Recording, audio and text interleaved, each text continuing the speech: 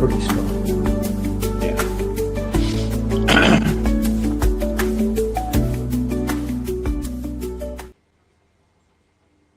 Hello, everybody.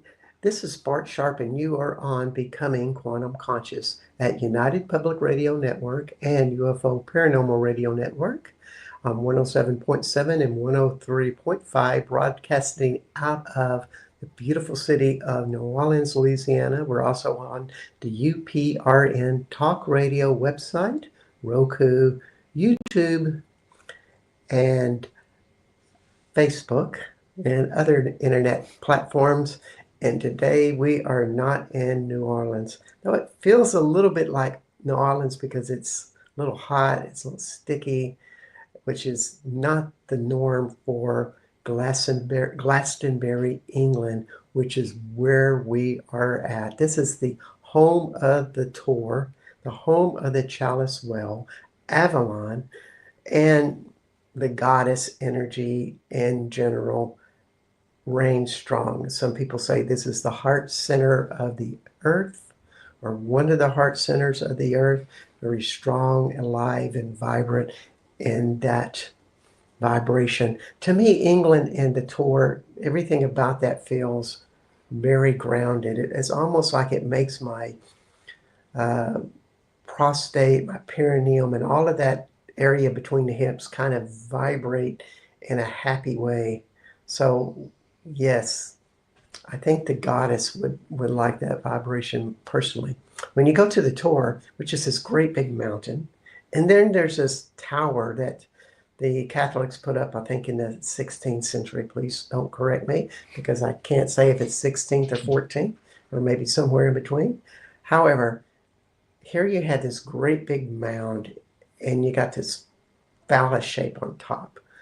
It's always been my own funny joke, because when you look at this tour from the top, it looks like a yoni, the way they've layered it. And this is a man-made hill from who knows when, because this is, you know, the reality of Avalon. This is the reality of the goddess. We're talking special, unique place that holds a beacon for everything. And then you have this little phallus on the top of it called the tower. I just love it. It's the irony of life, the way men kind of weed their way into the sacred, divine, feminine. And we are in the home of Rob Wildwood, who is has a great thirst for sacred sites. And we're not talking like seeing them on vacation, you know, every few weeks, but somebody that lives them and embodies them, writes books about them, is a great photographer. Welcome to the show, Rob. Thank you, Bart.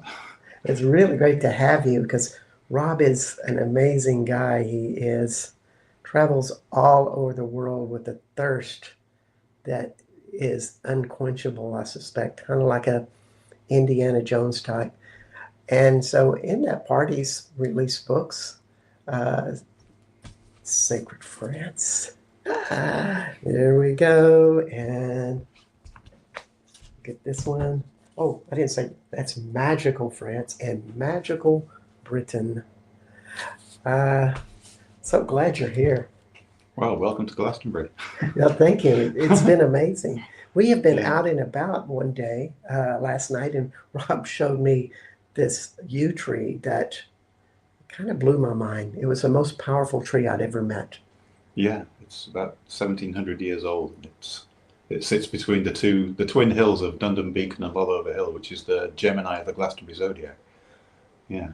The Gemini of the Glastonbury zodiac. Yeah. What does that mean? The Glastonbury zodiac is a supposed landscape zodiac, which was identified about 100 years ago, and all the different signs of the zodiac are set out up on the landscape. So they say. Yes. Wow. Whereas where we went last night was the Gemini, the twins, which is the two hills. Wow. Of which we went to the top of one of those hills and went into a beacon there. In other words, an energy deep within the earth that brings up a reality that beacons out or shines out to be a power for the land, for the people, for Yeah, something that greater. is a power spot up there. Yeah, definitely. Yeah, yeah. So it's just they're just all around here. It kind of makes sense that there would be a zodiac, though, because if you had a zodiac around a tour, they Mm. would be kind of in a community of power together. Yeah, I'm not sure I'm sold on the idea, but it's Really? one of the many stories that circle around Glastonbury. I mean, it's a place where there's more myths and legends than anywhere else in the country by far, just in this one place. Wow. Everything from King Arthur to the fairy king under the Tor, and Joseph of Arimathea bringing the Holy Grail here, and you name it. It's all happened in Glastonbury. Yes, yes. Well, it tells you what a great center it was. Yeah, indeed. And for somebody who loves myths and legends like me, it's the perfect place to be because it's just soaked in myths and legends. So let's just throw one out just to be spontaneous. What's one that you find fascinating? About Glastonbury? Yeah, Well, Glastonbury tour, etc. oh, I guess the thing that I really connect to most is the fairy king Gwyn ap Nuth, who's meant to live under the Tor. The Tor is the classic hollow hills, a classic hollow hill. Mm-hmm. So they say that the fairy folk live in the hollow hills, in the caves under the hills, and the Tor is the classic hollow hill because it is riddled with caves underneath, which are no longer accessible, unfortunately. Wow. Yeah. Much like my show last week with, or this is pre-recorded. This is the last month with Angelique Pigenet or Pinier, who lives on a similar hill at Rilly Chateau, and it has some of the same concepts. Oh, really? Oh. Yeah. Yeah, I didn't know that about Rennes Chateau.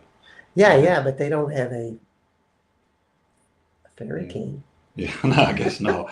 No. Yeah, but from my own personal experience, I would recommend not living on a sacred site. It's the energies can be too intense. It's like, I mean, I'm not a very good example, but it's a place you should dip into and visit and experience, and then get the hell out.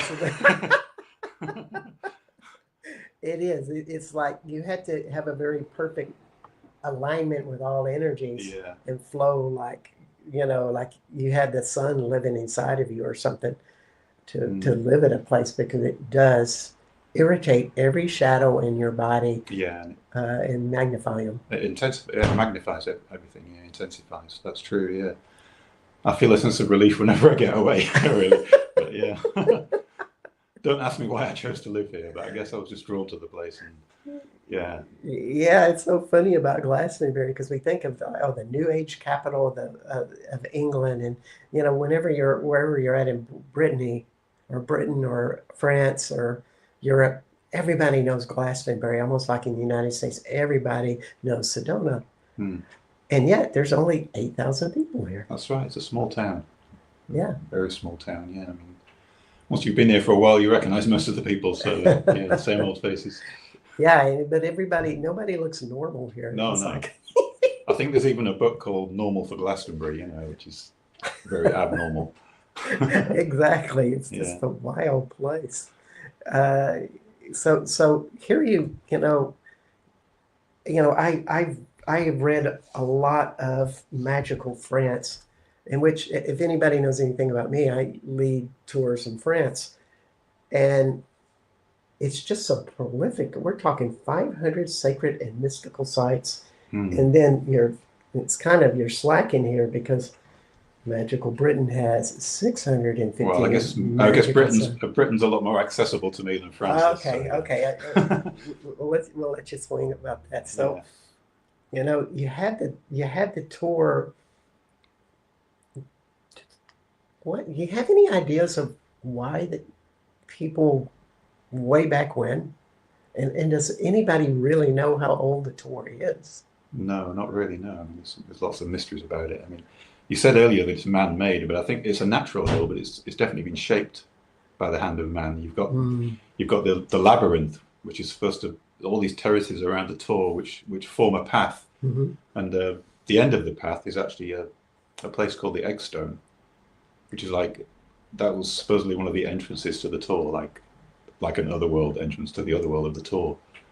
Is that the place that's between the Chalice Well and the Tor itself, that little entrance where? No, no, it's down the far side of the hill. It's surrounded by hawthorn trees where people leave offerings and flutes and things. And Wow. there's just a stone there sticking out the side of the tor, and people go there and do ceremonies and things.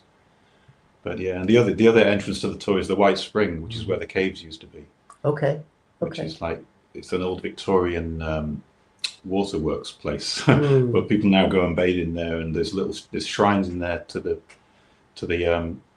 horned god and to the goddess, and yeah, little pagan shrines where people leave offerings and things. Wonderful. Yeah, So going back to this other one where the hawthorn trees are, yeah. can you give an idea? Because a lot of people might be new to these concepts. Hmm. What do you think they're really trying to connect to and create?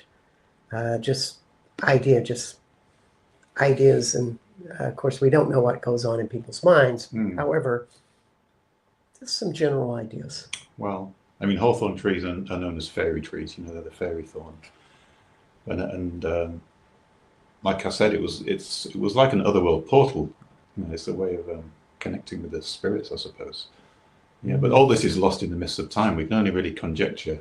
Hmm. You know, and obviously, like you said earlier, the place that was Christianized, they built a church on top, and as fate would have it, so supposedly there was an earthquake and the church collapsed, leaving just the phallic tower, as you said earlier. The And goddess now the tower has become a pagan icon. So the church has accidentally created a pagan icon, which is quite ironic, really.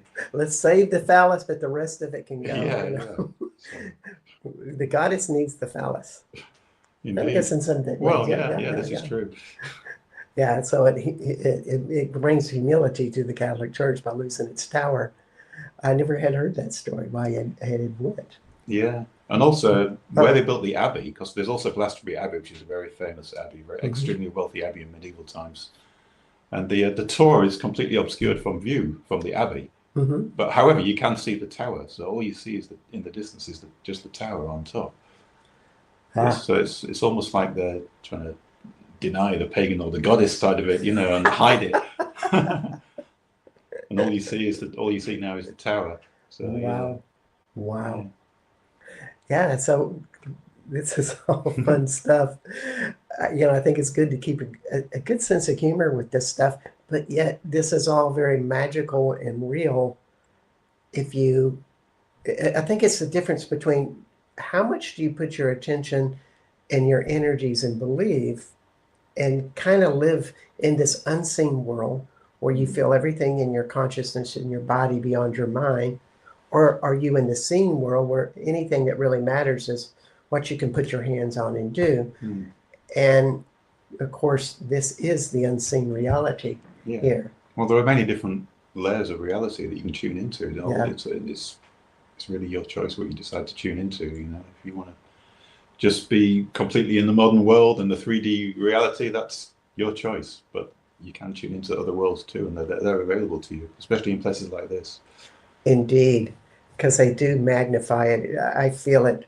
I was laying at the tour down at the bottom. It was such a hot day yesterday that I had no desire to be baked in the sun while I walk up this huge steep hill and sweat my whole body off. I don't mind sweating. I'm from Texas. However, I could just lay under a tree and get into the second chakra energy that seemed to be at the bottom more than at the top.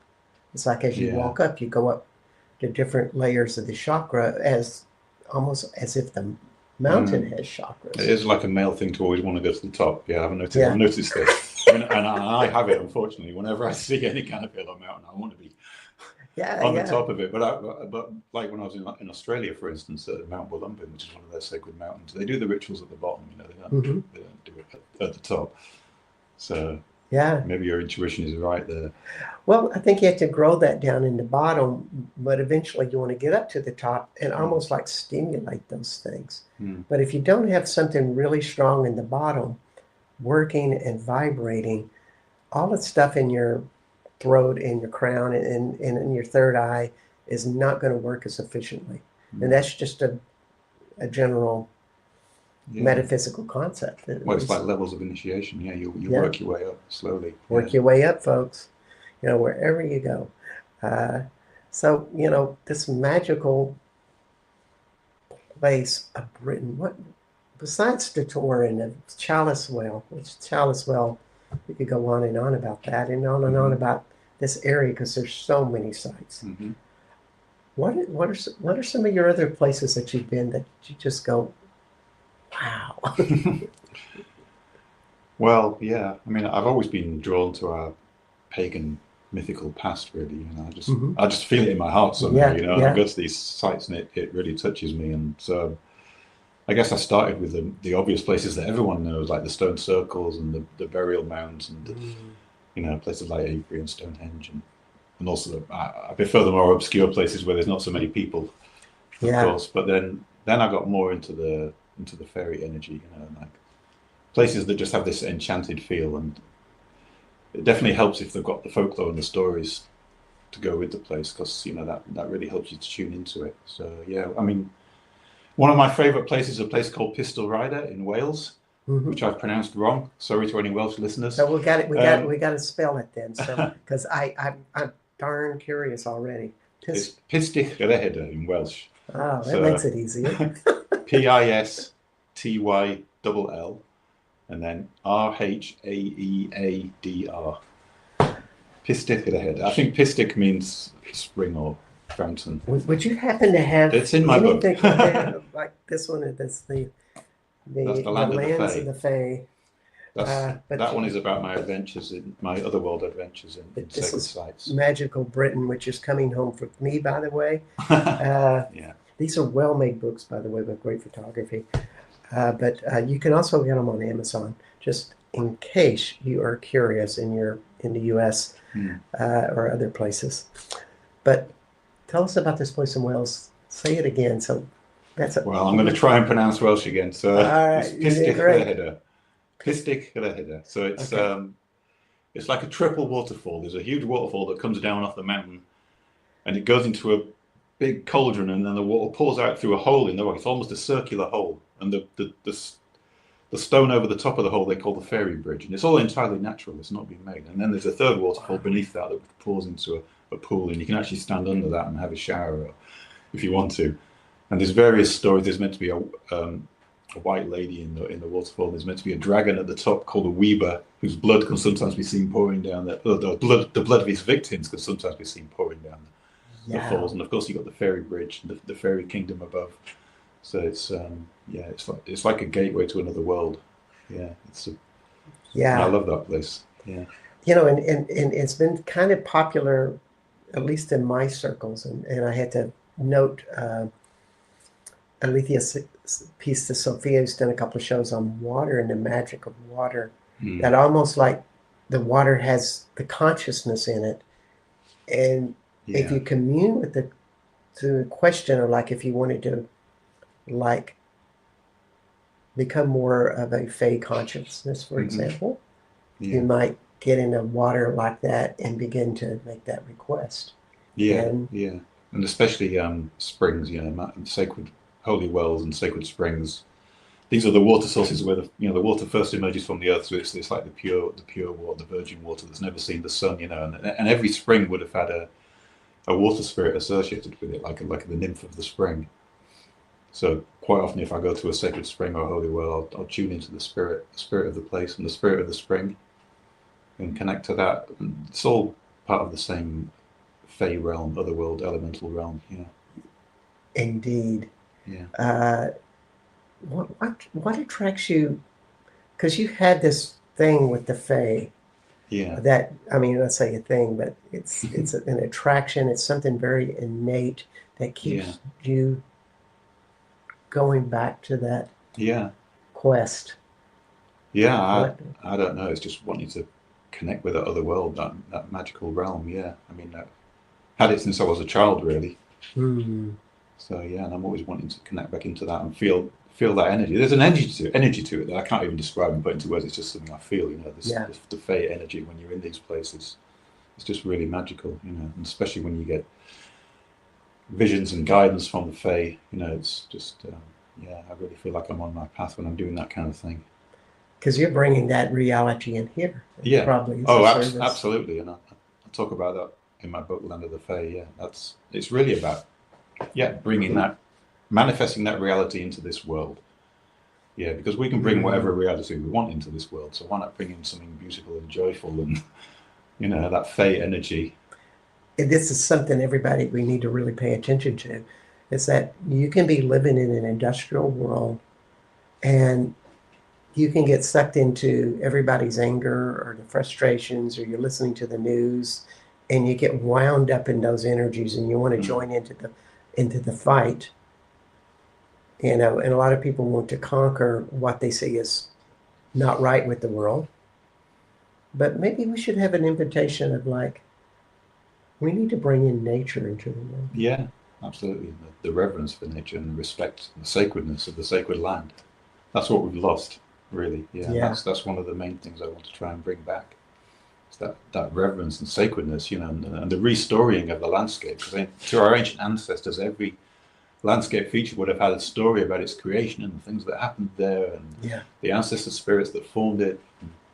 We've completely lost that now. It's like Yeah, and part of the beginning is learning these stories, learning the vibrations, and I think the word that comes up to me is igniting something inside of us that is like, oh, I am reigniting. Yeah. I am of the Fae, or I am of nature, or I am of goddess. And the list goes on and on about what is it that you have an identity with. Yeah, it's just a matter of opening yourself up and not questioning and not judging and analyzing, Yes. Again, in my book, Land of the Fae, I talk about this at the beginning, that this stuff that's happening to me is crazy, but I'm just going to go with it and see where it takes me, And it took me on some amazing adventures that I never would have had if I hadn't been open to it. Yes. So, yes. Really. Yeah. You were telling me that you were channeling a fairy or a fae princess who gave you advice to take a journey to someplace. Well, this was the fairy queen, Queen Maeve, who's one of the Irish fairy queens, who I was in contact with. Yes, and and I was visiting all these. This is when I first started doing all this. When I was visiting all the sacred sites and having all these amazing experiences, and she told me that I was to get the information out there somehow. And I started by creating a blog, which is called The Land of the Fae, which I've not updated in many, many years now. But eventually, I decided to change that into a book, and hence the book, The Land of the Fae, which grew out of the blog, which I had many years ago. So that's how I got the information out there, and then I started with the books about the sacred sites and the magical places. Yeah. Wow. So there's a lot of passion here. And when we were with Rob, because I went out with him last night and he showed me the yew tree, but also we hiked up the Gemini hill of the astrological circle of around the tour. And you could feel this was home for him. It was just an amazing experience. And just to share a little bit of a channel I did there, we went up to this hill, went down into the mountain, found the source. Like there's a light within every major power spot or in an old tree and also within us. And it's, some people would call it a Christos energy, but it's a light. And we commune with that light and then ask, well, what do you want? What's next in this development? I guess it's a better way to ask the question. And what was said is that we need to take our technology and our technological body and acknowledge that what that is, but also become one with the earth. And those two types of consciousness will marry and grow together. Because technology may have some of the answers to restoring our earth. I mean, it's already here. We're not getting away from the Wi-Fi. We're not getting away from computers. However, I always kind of get that there's this marriage that's going to happen someday. Yeah. I mean, I do personally struggle with that. Yeah, with marrying the modern technological world with the ancient pagan past, because I'm always trying to go back to the past, but of course we can't go back to the past. Like you say, you have to try and find a new future, and I can envision that somewhere Yeah. far far off in the future where technology brings us into harmony with nature, and just simple Yeah. things like having plants and things on the roof of your house rather than your house being kind of imposed on the land. It's just a part of it, it's Yeah. all just. And that's what I love about the UK and France, is that when you go into these small towns, the nature doesn't seem to stop. It all kind of Oh, yeah. intertwines together and grows together. And, you really feel the spirits, even in small towns and stuff. Yeah, I mean, in 2 minutes I can be out in the woods from here, so it's like, Yeah, it's almost like living in nature, but not quite. not quite, but it's very close. It's much closer than, where I live in Austin, Texas. And we're noted as a tree town, but it looks kind of barren compared to living in the UK or France even. The UK is very lived in. It has that lived in feel. You can tell that people have been living there for hundreds and also thousands of years, and it's all just, a lot of it looks very cozy, like it's been lived in and cared for a long time. Wow, that's a wonderful description. Yeah. Yeah. Well, so we're about halfway through the show, and I just wanted to let everybody know that you are listening to Rob Wildwood, author of Magical Britain, Magical France, and I want to make sure I get this right, The Land of the Fae. These are all three books that are out on Amazon, and they are magical books because Rob is searching out for magical places, and it's just amazing. You are also on Becoming Quantum Conscious, and my name is Bart Sharp. And this is the United Public Radio Network and UFO Paranormal Radio Network at 107.7 and 103.5 out of New Orleans, Louisiana. But we're all over the place on the internet, particularly with the UPRN Talk Radio website. Also, you can check out my YouTube channel and get this live and participate in the shows that way. Even though this one's recording, you can still subscribe, say, I like the show, who's this Rob Wildwood guy, or whatever, and, become part of the conversation. I always really like that. I just wasn't going to be here I wanted to get a live show in with Rob because I'm here and he's given me an invitation to come here along with his friend SD Khan, who was here on the show about a month ago. And they're both teachers of how to use energy, the sacred sites, how to find them, how to live in them. And maybe that just brings up this next question for the second half of the interview. You're living so much in these places, in the sacred sites. I mean, you go almost every day, per se. Maybe not on wet, rainy days that are horribly cold, but, you're always there. How do you think it's changed you? What have you gotten from all of that? What have I gotten from it? I know that's a Well, hard question because you live it yeah. every day. It's Yeah. it's intertwined, but It's just a very different perspective of the land, really. I mean, when I started this quest, if you want to call it that, it was about 15 years ago. And I'd always been interested before that in going to the Neolithic sites, like I said, the stone circles, etc. But then I got deeper and deeper into it, and I discovered things like holy wells, and which I didn't even know still existed until I started researching it. And now I've realized there are hundreds and thousands of them around the land. wow. Yeah, these ancient places of sacred reverence, just that are still there, hidden in the land, and we didn't even know they were there. We were going about our day-to-day lives, and we don't realize there's some magical place just around the corner where you can tune into these otherworld energies. Yes, indeed. And if you are living, to me, it's like you can always go back to these places. If I'm in Austin, Texas, I meditate with a tree that I have an intimate, close relationship in France. Yeah. Because I've meditated at this tree so many times. I kind of like she's like a good friend. Right. And I can always refer back to that energy.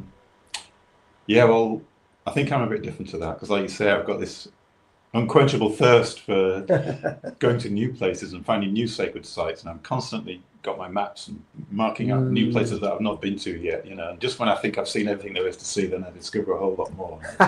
There's just more and more layers to it. So I'm still discovering places, even in the southwest of England now, that I didn't even know Wow. existed before. So yeah, there's always more to discover. And then when I feel like I've done everything I can in this country, then I go to another country and start exploring there. And that's kind of how Magical France happened. Yeah, yeah, because this is such a great book of Magical France. Yeah. Uh, you spend a lot of time in Brittany in that book, Oh yeah, and Britain. it's just it was just surprising to hear about so many places there. Yeah, I mean, Brittany's got that old Celtic magic. I mean, there's four whole chapters in my book just dedicated to Brittany because there's so much there, and it's similar even in the UK. In the UK, it's all the old Celtic lands in the west that have retained all the old stories and the sacred sites. Hmm. So it was like the new invaders, the Anglo-Saxons. They kind of took over the land of England, and they didn't really retain all the old stories, and so we've lost a lot of our connection with the land in England. Whereas in places like Wales and Scotland and Brittany, they still have that ancient connection because they're the ancient Celtic inhabitants of this land. Yeah. Yeah. Does it activate something to come alive in you when you learn these stories? Oh yeah, yeah, definitely. I feel like I'm in my element especially when I'm discovering new places Hmm. and tuning into the energies there. And quite often I get powerful visions in these places when I go to them as well. Neat. Yeah.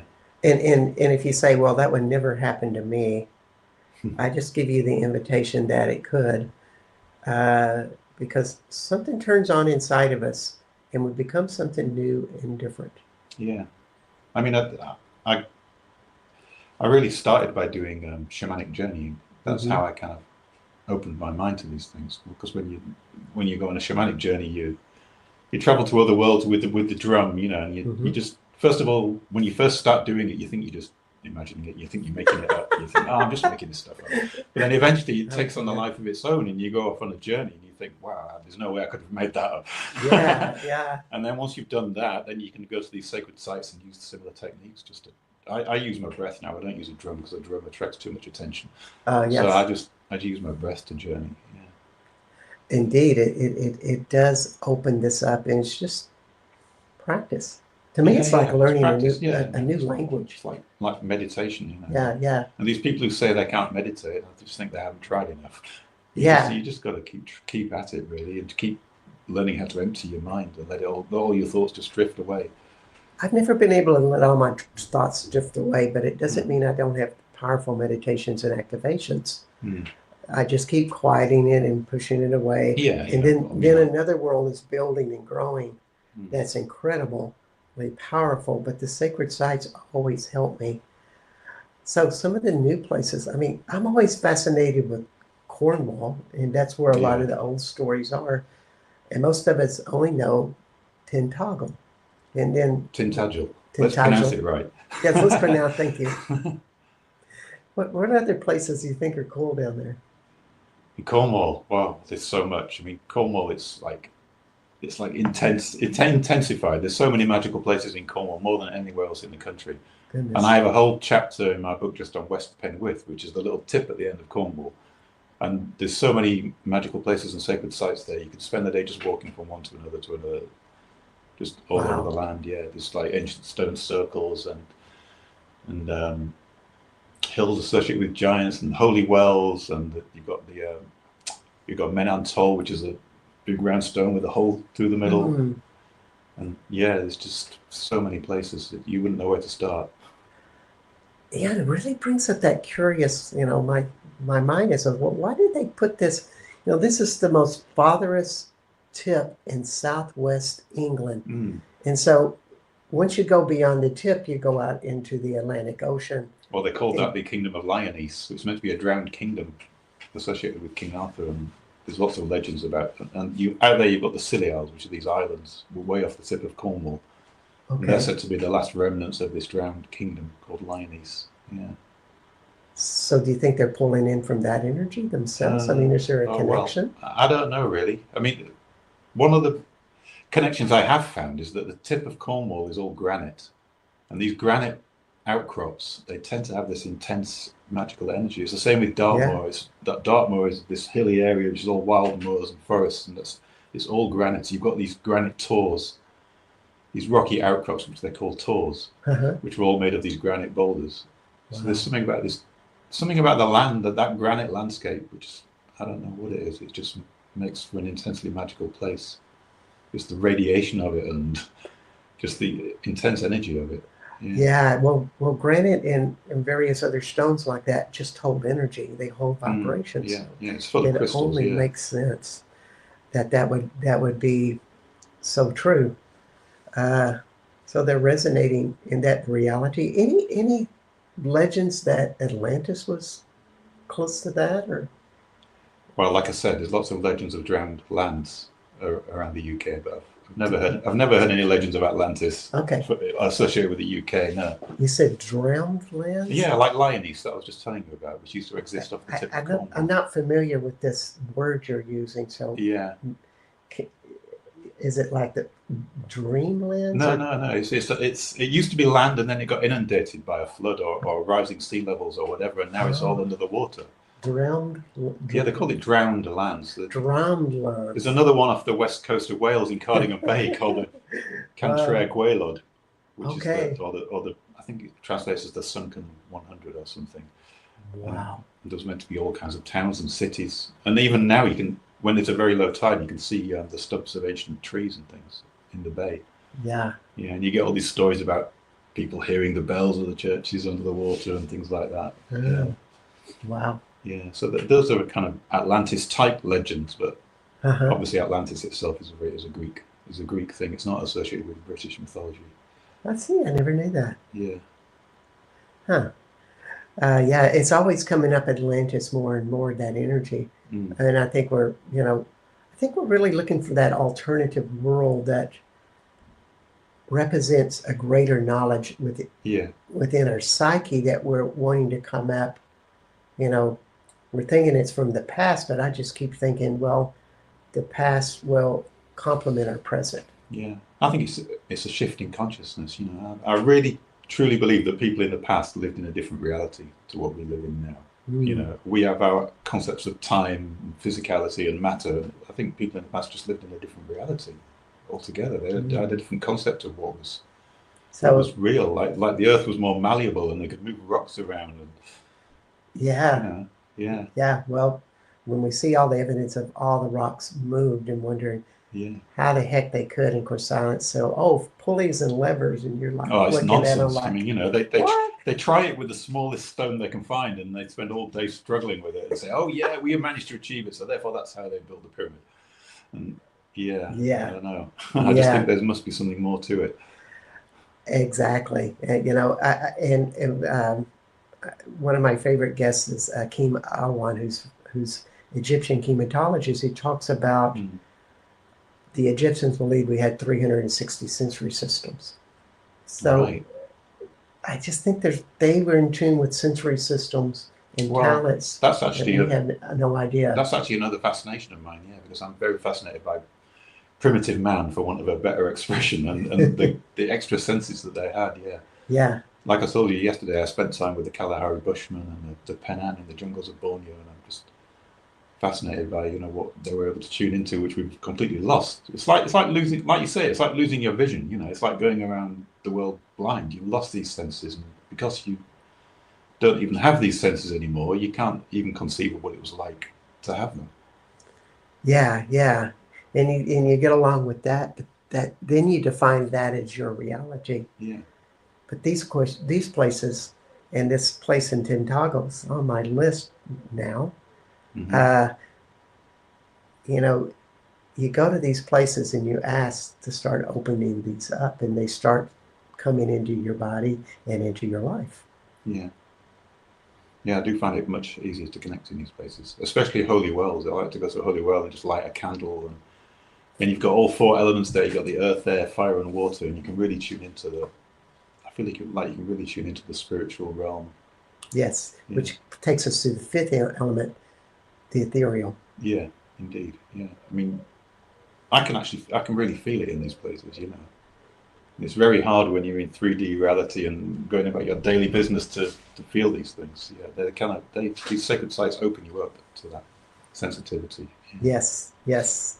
And even if you live in a place like Austin, Texas, like me, I learned it by just laying against a tree and asking the reality of the tree to come into me. Mm. And all of a sudden, I felt something lighter and more expansive. Seriously, folks, this is how I started creating my psychic abilities. Mm. I'm very sincere in that. However, when you come here and you are around a great yew tree like we were yesterday, it kind of jump starts you into something that you may not have ever imagined. Mm. So it's been some places that when you go to, it's like, oh my God, this is the next big thing for me. Mm. What's the next big thing? Yeah, the next, what, have you ever had that Oh, idea? you mean, oh, I Have see you what ever had that mean. Yeah, experience where you go to some yeah, place and you go, sure. my God, Yeah, that actually happened to me when I went to Mount Shasta. really? I was meditating on the slopes of Mount Shasta, and I got a vision of, it was like two dragons um, looking at this kind of spiral caduceus type thing, and I discovered later it was the cover of a book, and it was a book called The Spine of Albion, which was like a ley line which goes all the way across Britain from the Isle of Wight to the northern tip of Scotland. And it was from that I got into following ley lines and these ancient paths across the land. Yeah. Wow. And tuning into the power spots along the way. Mm. Yeah. Wow. That sounds Yeah. like a wonderful experience. Yeah. Right there. You know, as I talk to you and you recall these things, my body, the Kundalini in my body is kind of shaking, and I'm working my best to stay still and look normal as the idea, almost like the sensation I want to have is to start shaking because it's just vibrating in me. And so if you're feeling that on the other side of wherever you are in the world, know that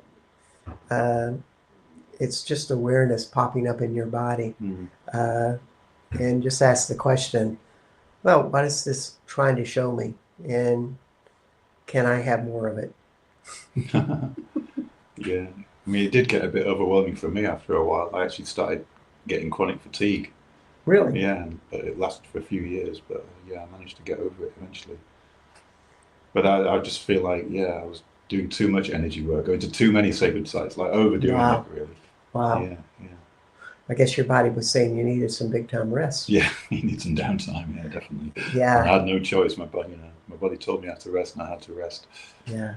Yeah. So you just take it out, and I'm assuming you live in a car or live in your van or Well, trailer, I've got a camper van now. Yeah. camper van, and you just take out and Yeah. and I recently just went to Scotland via Wales and the Cumbria, the Lake District, oh, detail. visiting sacred sites all along the way. Well, my journey through Wales was actually following an ancient path called Sarn Helen, Ah. and it's actually a Roman road, or so they say officially, but people think it's much older than that. It's probably an ancient Celtic pathway that goes all the way from the south of Wales to the north of Wales. Wow. And Helen is Helen Llwydog, which I probably pronounced wrong again. It was from the Mabinogion, which is a set of Welsh tales, which were written down in early medieval times, but are much more ancient. And so she was Ellen of the Hosts, and she supposedly created all these roads and pathways across Wales. So I was following this sacred pathway and visiting any sacred sites I could find along the way. Neat. Yeah. Before heading further north and up into Scotland. Yeah. So from Wales to Scotland. Well, I went to the Lake District first on the way. Yeah, Okay. Cumbria, the Lake District, and on the way back down, stopped there for the solstice at Castlereagh Stone Circle. There's a very amazing and powerful stone circle surrounded by mountains. It's just the most amazing location. Wow. And yeah, went there for the solstice, the summer solstice. So what happens on a solstice when you go to a power spot like that? I mean, what do you? Well, nowadays it's usually just a party. So I didn't spend too long there, to be honest. Okay. I prefer to be just somewhere by myself where I can just Understand. tune into the energies. Yeah. Yeah, because I think when you go to these power spots and you go to when there's a full moon or a eclipse or Lion's Gate, etc., Yeah. it's all magnified in a really wonderful way. Yeah, indeed. But it's getting more and more mainstream now. You know, you go to Stonehenge on the solstice, there's like 20,000 people there or something. You're really partying it up. So, and the Druids barely have room to do their ceremony. You know, they have to kind of push people back. Wow. Yeah. Well, I guess the good news is about that is that people want to tune into something of a Yeah. higher vibration. Yeah, even if they think they're just going there to get drunk and smoke weed, they're actually they're actually tuning into something higher, even if they don't realize it. Yeah. Yeah, yeah. Well, there's different levels of ascension, and I Yeah. think uh, as you start to learn as that when you go into these places, they expand you so much that you do feel the effects like you're stoned, so to speak. Mm. However, it's that you have extended your awareness and your vibration, and it feels Yeah. elated. Yeah. Yeah. I mean, I went to Stonehenge another time, much Uh-huh. more, a much better time with the it was with the Druid Society called Obod, and we went there for the sunrise very early in the morning, and we had the whole place to ourselves, and we were in the middle of the stones, you know. And then it was a totally different experience. Yeah, I felt like I was in the center of some incredible holographic matrix. I could feel it all expanding out across the land all around me, and that was just it's quite mind blowing to have that privilege to be in the stones and just to have some quiet time to meditate by yourself. Yeah. So when you go to a stone circle like that, can you give people any advice of how they need to prepare or approach it or uh, what to do? I can give advice. I must admit, I don't always stick to it myself. Well, give us advice. I'd like to hear But your point of view. yeah, I mean, really, when you go to a sacred site, you should stop a short distance away, and you should leave a little offering. You know, it can be anything, you know, a bit of food or some personal item. You make an offering to the spirits of the land, and you ask permission to be there. Mm-hmm. You know, and you'll know if it feels good or not. If you feel anything bad, anything negative, then I would say don't go in. You know. Mm-hmm. Yeah, so it's really just a case of showing respect and reverence, and you know, once you've done that, then you can enter there and tune into the place. And the way that I tune in, like I said before, is I just close my eyes and go into a deeply meditative state and clear my mind, deep breathing, and then I just allow whatever wants to come in, whatever visions and things the place has to offer me or advice. Yeah. And you can even ask questions if you want to, the spirit of the place or the spirits that are there. And sometimes you will get replies. Yeah. And any advice with this, because it's to trust what comes up. Yeah, trust what comes up, definitely. Yeah. Don't think it's like, like Charlton Heston talking to God in the Ten Commandments where this voice is booming at you. These stuffs come in very subtle. Yeah. And you come into sometimes in languages or vibrations or sensations or visions that, is what you may not normally experience. Yeah. And as you know, sometimes you just feel like you want to make sounds or toning or chanting or whatever. It's about being uninhibited, which is why I always do it best when I'm by myself, to be honest. Yeah. Because then I can be totally uninhibited and I can just I can be at one with whatever spirits are there or the spirit of the place. Yeah. I find it slightly more difficult when there's people around. But yeah. I think there's pros and cons with it. Being a tour guide, it's learning what the group consciousness is, and for me, because I don't mind dominating people sometimes. I mean, because I'm a facilitator, so yeah, I'm going to tell people, oh, let's do this, this, and this, and bring that forth to guide people. Be quiet. This is not time for chatter now. Let's focus. That type of stuff. But at the same time, they magnify each other sometimes. And there's pros and cons with both of those. Yeah. But sure. I mean, I definitely enjoyed going to the tree with you last night. You tuned into things that were beyond what I was able to tune into. So. Well, it's just different because I take people on tours and they'll say, oh, I'm going to try it this way. And I'm looking at them going, well, I never thought of that. And it's Yeah. like, that's really Well, sure. Yeah. awesome. Yeah, we learn off each other. Yeah, sure. We really do. But at the same time, when you talk about this, the sense I get is there's a spirit deep within you Mm. that wants to come up in like Yeah. an intimacy with, Yeah. Yeah. It's always been there. Yeah. yeah, It's just like a feeling. I just feel that connection. You know, that with that deep past, that other way of being. You know, that connection with the land. Yeah. yes, yes. Now, it's kind of can be a little bit of a secret thing, a very personal thing, that you have that deep connection Mm. with you, and it may tell you a lot of different things. So we just have a couple more minutes in the interview, and is there, you know, is there any sacred site that you would say it's the most profound in England, do you think?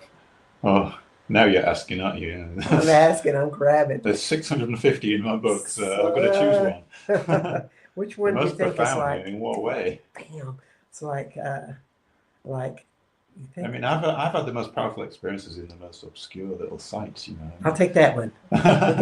We have one more good story left for the interview. So, what's a powerful experience for you in an obscure site? Well, the only one that's springing to mind at the moment is I went to a holy well in Cornwall called Mennacuddle Well, and it's actually on the outskirts of a little town, a very uninspiring town. um, but for some reason, though, I just felt such deep peace in there and such connection to spirit and to a higher consciousness. You know, like I said before, I've just lit a little candle, and the water's constantly flowing through there. It's like a channel that they've built with the water, and the water flows all around it as well. It's like an old stone medieval building. You know, you can just sit in there and meditate and be so far away from this world and this reality. And it's that kind of deep peace of you feel the ancient Celtic spirituality, the Celtic Christianity.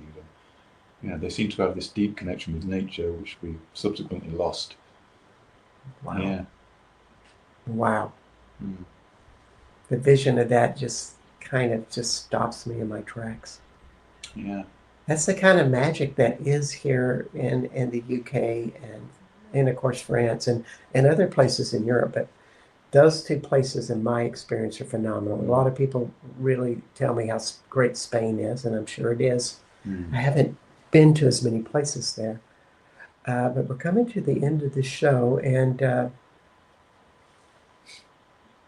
maybe we should just ask you, is there anything that you want to promote or tell to the world? That also, Rob's website is themagicalplaces.com, and the books that are now on Amazon and various other places are The Land of the Fae,